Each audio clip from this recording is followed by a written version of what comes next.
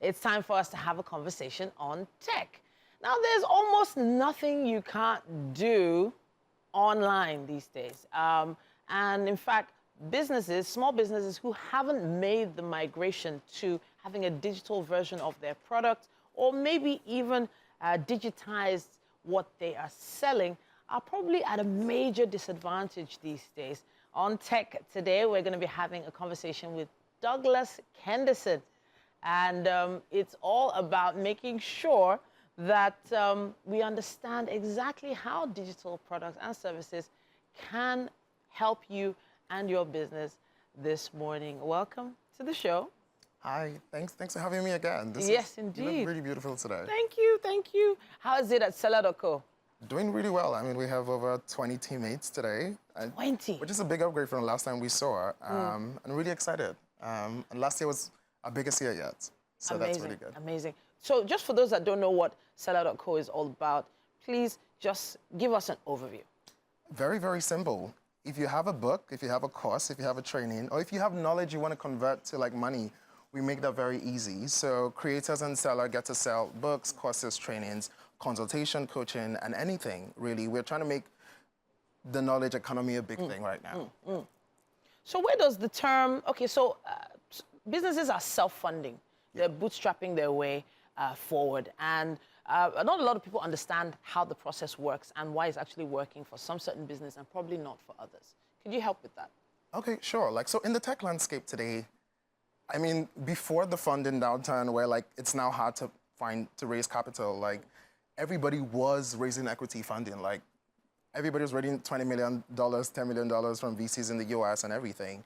And that was the way to go. I think for me, I have actually been very privileged to work across different startups over the years. Okay. I've worked at Paystack, I've worked at Flutterwave, I've worked in the UAE, and I have seen what money does to a startup. I see where it's perfectly useful and I see where it's not useful. Okay. And I think for me, it was very nice for me to build whatever I wanted to build. And I think so far, I was able to do it until it reached profitability. Okay. And it's a really great position because even now, if I want to raise money, I could, but I don't. Okay. So that's good. So if I'm getting you clearly, some people focus on getting the capital. Yes. But the capital is not always the only thing that's important, right? It's really not. Okay. It's really not. Because when you get the capital, you still have to work. And I think there's this popular saying that money just amplifies whatever is there. So if the business is trash or bad, money will just show you and you will burn it faster. Okay. And the business is good, it will get you there faster. Yeah. So it's really important that if you're trying to build a business today, really work on being profitable, work on make sure the business makes sense. Okay. And everything, yeah. Okay, so I know you've worked with quite a few startups. Can you give us sort of a skeletal overview of one that really worked and one that didn't? Maybe should we start with the one that didn't first? You probably have an example of that first. Do you think? Technically, all the startups I've worked at have been very profitable and are profitable today, so that's good. But interestingly, I think I worked at a startup in the UAE. I think I can talk about that one because they were really, so at the time I'd worked there, I'd worked at 3 startups already. I've worked at 2 payment startups, and they were building a okra for the Middle East. Okay. And they were really all over the place with that. They were switching directions every day. And that's just one of the things where lack of vision really shows. And they were just excited. I think at some point the founders split. It was really messy. Okay. And so it's very important that there's a direction of where you want to go as a business. You know what you're, and the thing is, it's funny how they were running around circles when a lot of what you're trying to do is not that new. Okay. Somebody has done it before. And you could pick I have a feeling you probably thought you had an opportunity to sort of give your input. What sort of advice would you have given that team? Oh, I gave them all the advice that I wanted to give them. But I told them, I told them the direction in which you're going is this is not how, because they were not trying to reach technical developers. Okay. They were building for God knows who the customers, they were building for customers that didn't exist. Wow. Or they didn't understand, and they also didn't understand the customer problem. And it was very interesting to learn that after I had left, they were doing all the things that that I had suggested they do. Okay. Did they recover? I honestly don't know. And I think they've been pivoting over and over again, but I'm really not sure. So I know that most people that work in the space you work in have to go through these particular, challenges. At least envision a great idea, make sure that they raise capital, get the business started. But then you have to go through those trials where maybe you work with a business that didn't actually do so well, so that you know what not to do.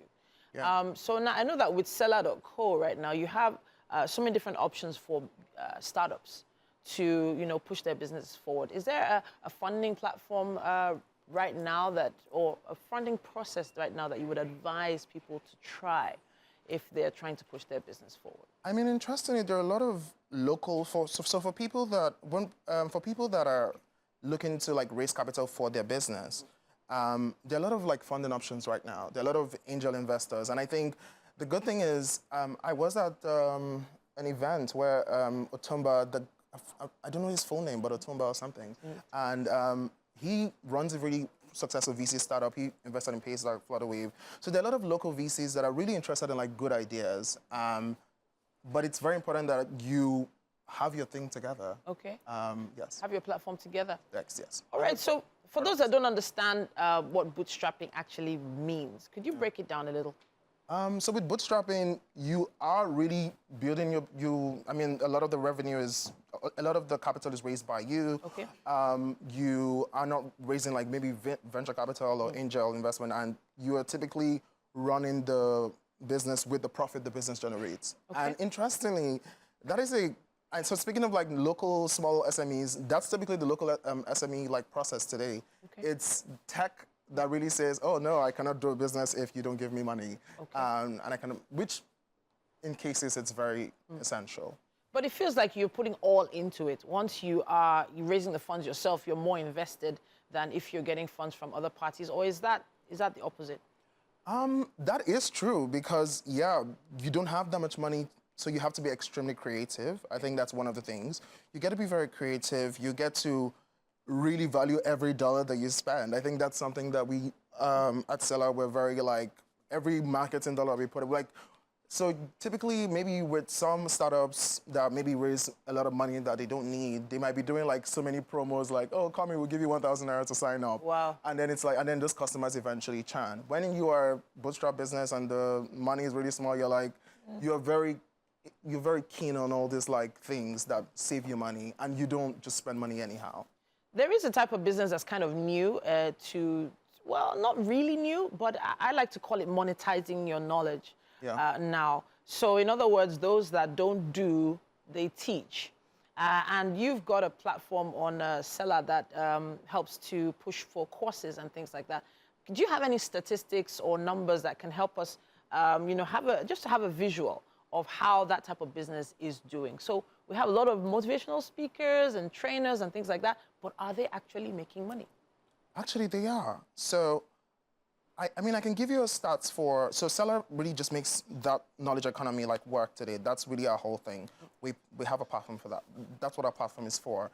But I'll give you an example. I think this is 2024, so in 2022, Yeah. we, I think we did, creators of this kind sold over like 2 billion. Wow. And I think last year, by the time I was on your show, by the end of last year, creators sold over like 4 billion naira. So that's like people selling ebooks, people selling courses, coaches. Wow. I have seen Nigerian coaches sell internationally and sell tickets of like $6,000 and more. So the market is really big, the market is really ripe. I think one of the things that people really doubted was like, oh my God, Nigerians don't pay for content, but we see that every day. And people don't pay for anything. All right. No, it's a really interesting platform that you're running, and the fact that it's standing the test of time, it's really admirable. Well done, really. Thank you so much for the platform. We have Douglas here, and of course we'll be taking your comments and contributions on what exactly that platform is doing. Just use our hashtag WakeUpNigeria on TVC and let us know what you think.